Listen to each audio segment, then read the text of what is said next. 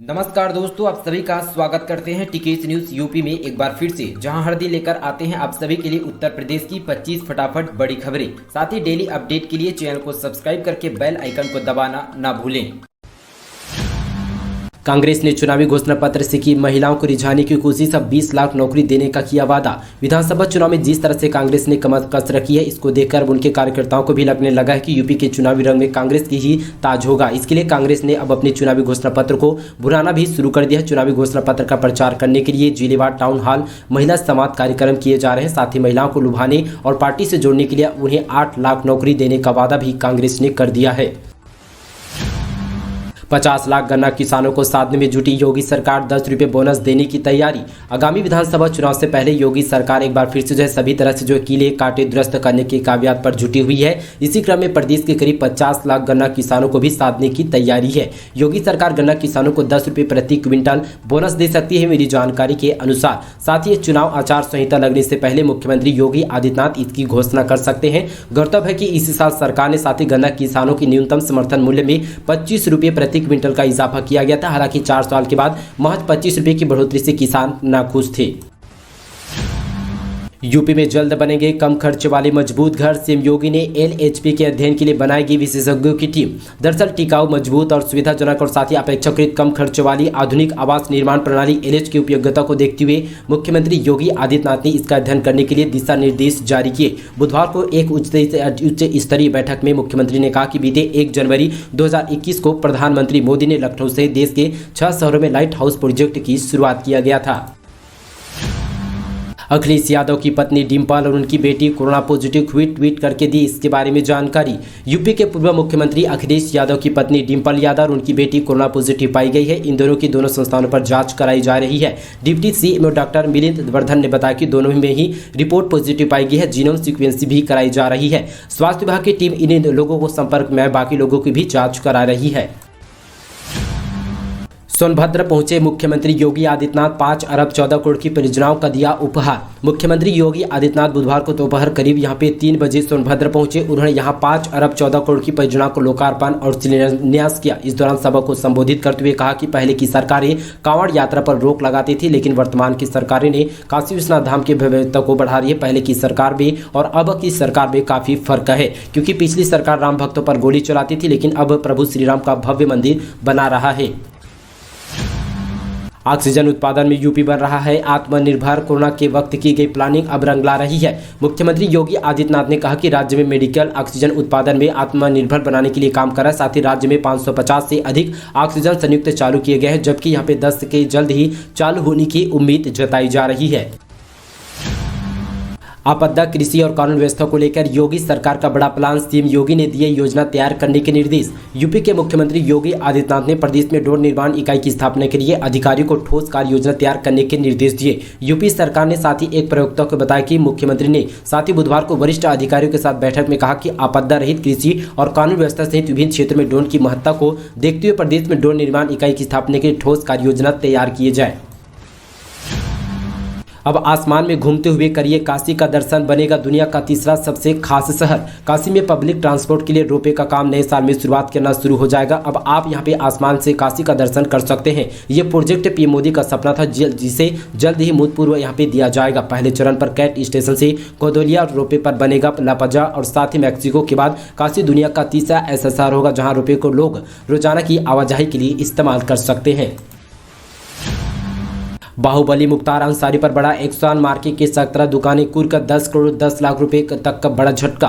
उत्तर प्रदेश विधानसभा चुनाव से पहले एक बार फिर से बाहुबली विधायक मुख्तार अंसारी के खिलाफ मुख्यमंत्री योगी आदित्यनाथ सरकार ने बड़ी कार्रवाई की है। उत्तर प्रदेश के गाजीपुर में साथी बाहुबली विधायक मुख्तार अंसारी के खिलाफ बड़ा एक्शन लेते हुए योगी सरकार के एंटी माफिया अभियान के तहत पुलिस प्रशासन मुख्तार अंसारी की 10 करोड़ 10 लाख रुपए की बेनामी संपत्ति पूरी तरह से कुर्क कर डाली।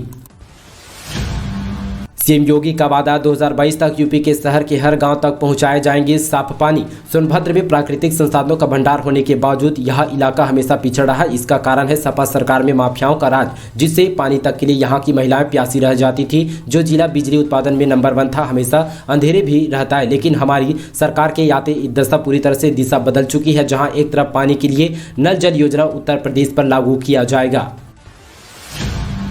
धार्मिक स्थल, सरकारी भवन और पुलों पर नहीं लगेगी होर्डिंग। नियम तोड़े तो जान लीजिए कितना लगेगा जुर्माना। नगर निगम सदन ने साथ ही मंजूर की गई संशोधित विज्ञापन नियमावली से शहर पे बटे अवैध होर्डिंग से मुक्ति मिलेगी। चौराहे और साथ ही चौड़े हो सकेंगे। धार्मिक स्थल, जर्ज इमारत, सरकारी भवन, कोर्ट और साथ ही पुलों पर होर्डिंग नहीं लगाई जाएगी। अब छतों पर यहाँ पे होर्डिंग या बोर्ड लगाना आसान नहीं होगा। इसके लिए पहले विज्ञापन एजेंसी एमडी की थर्ड पार्टी बीमा कराना होगा। मकान मालिक को भी केडीए एनओसी लेनी होगी। जो इमारत यहाँ पे नक्शे के मुताबिक बनी होगी उसी पर होर्डिंग लगा सकेगी। साथ ही अवैध निर्माण या अवैध इमारत पर अनुमति नहीं मिलेगी। जर्ज भवनों पर तो होर्डिंग नहीं लगाई जाएगी।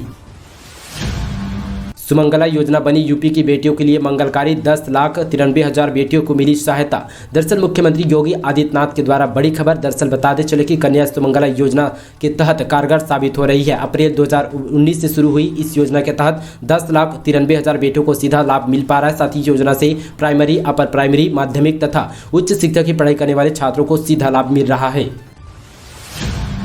अब गांव में भी बने मकानों पर बैंकों के माध्यम से मिल सकेगा लोन। इन मकानों को मिलेगा सरकारी दस्तावेज। गोंडा ग्रामीण अंचलों में घर बनाकर रह रहे लोगों को बहुत जल्द ही स्वामित्व योजना के तहत घरौनी की सौगात मिलने वाली है, जिसका सीधा लाभ मतलब है कि उन्हें अपने घर के सरकारी दस्तावेज मिल पाएंगे, जिससे शहरों की तर्ज पर गाँव में बने मकान पर साथ ही बैंकों के माध्यम से लोन ले सकेंगे। वहीं दूसरी तरफ से गाँव में आए दिनों हो रही संपत्ति विवाद का मामला काफी हद तक प्रभावी अंकुश लगाने की संभावना जताई जा रही है।